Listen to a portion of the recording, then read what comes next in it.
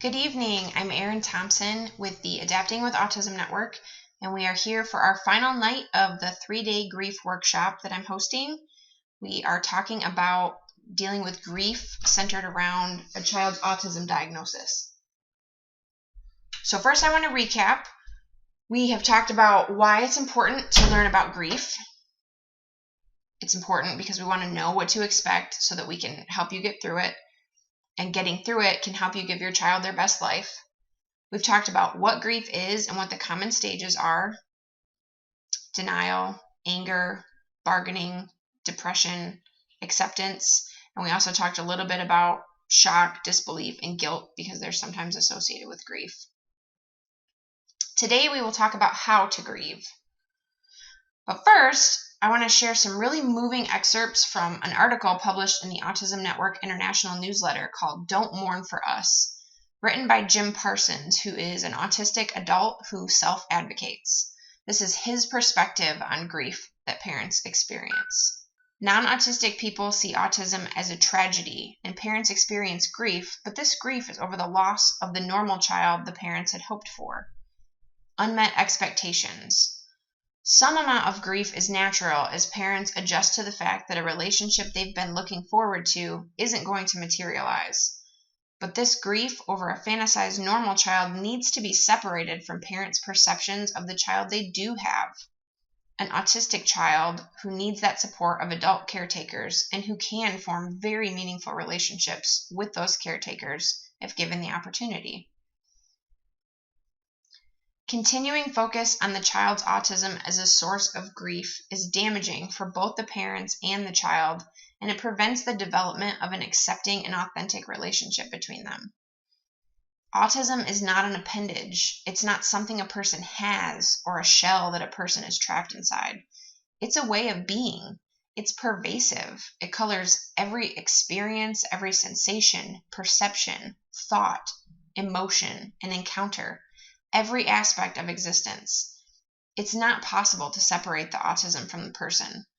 So when parents say, "I wish my child did not have autism," what they're really saying is, "I wish the autistic child I have did not exist, and I had a different non-autistic child instead," which is deeply hurtful, I'm sure you guys can imagine.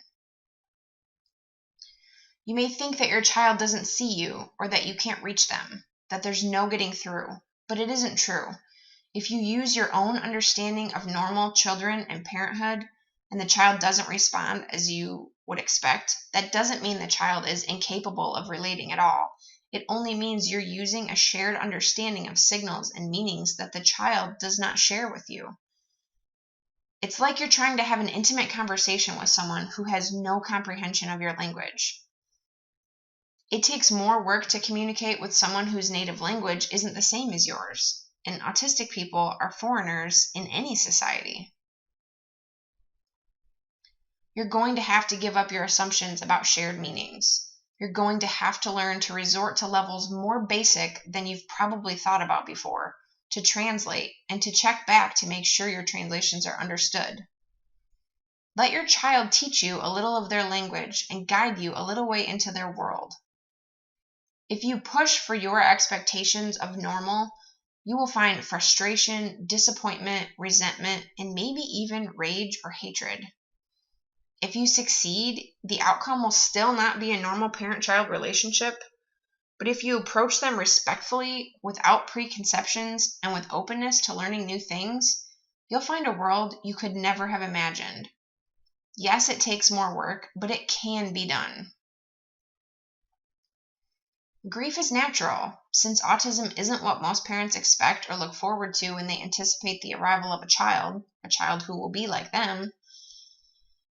This grief over the non-occurrence of the expected relationship with an expected normal child is very real, and it needs to be worked through so people can get on with their lives, but it has nothing to do with autism.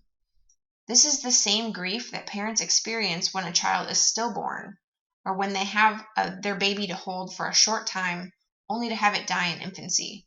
This isn't about autism. It's about shattered expectations. You didn't lose a child to autism. You lost a child because the child you waited for never came into existence.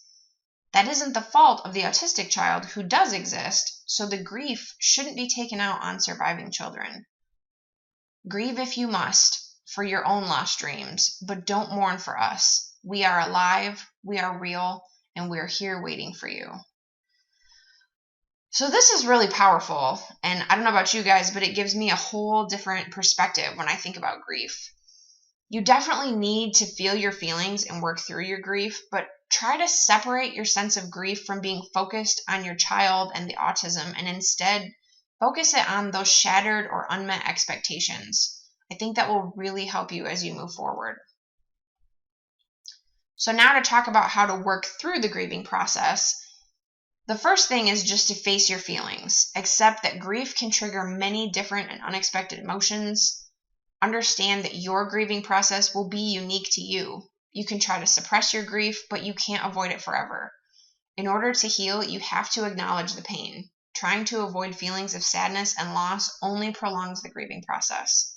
Unresolved grief can also lead to complications like depression, anxiety, substance abuse, and health problems. So let yourself feel those feelings. Maybe try expressing your feelings in a tangible or creative way. Maybe paint or write music. Write about your loss in a journal. Write a letter saying the things you think you may never get to say or do with your child. And I hope that someday in the future you're able to look back and are amazed at how much farther your child was able to go than you were originally scared that they would. Try to maintain your hobbies and interests. Everything in your world is different now, I know. But try to maintain a self-care routine and get back to or even into the activities that bring you joy and connect you closer to others that can help you come to terms with this and aid in the grieving process. Seek out face-to-face support from people who care about you. And again, I would highly recommend finding other autism families to connect with as well for this. Don't let anyone tell you how to feel, and don't tell yourself how to feel either. Your grief is your own, and no one else can tell you when it's time to move on or get over it. Let yourself feel whatever you feel without embarrassment or judgment. It's okay to be angry, to yell at the heavens, to cry, or even to not cry. It's also okay to laugh, to find moments of joy, and to let go when you're ready. You're definitely going to want to plan ahead for grief triggers, parties or holidays, really any get-together in general. And anytime other people are talking about their neurotypical children reaching milestones can all be hard. So be prepared for an emotional wallop and know that it's completely normal. One of my biggest mantras is comparison is the thief of joy. And I try to remind myself of this constantly to keep the joy in my life. Most importantly, look after your physical health. The mind and body are connected, and when you feel healthy physically, you'll be better able to cope emotionally. Combat stress and fatigue by getting enough sleep, eating right, and exercising. Don't use alcohol or drugs to numb the pain of grief or lift your mood artificially.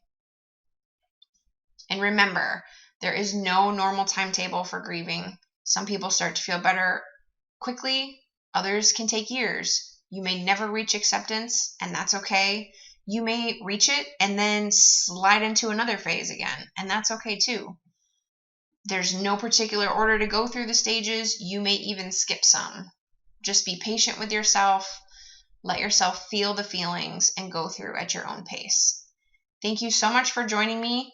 Comment below whether you found this workshop helpful and any other topics that you would like to learn more about in the world of autism.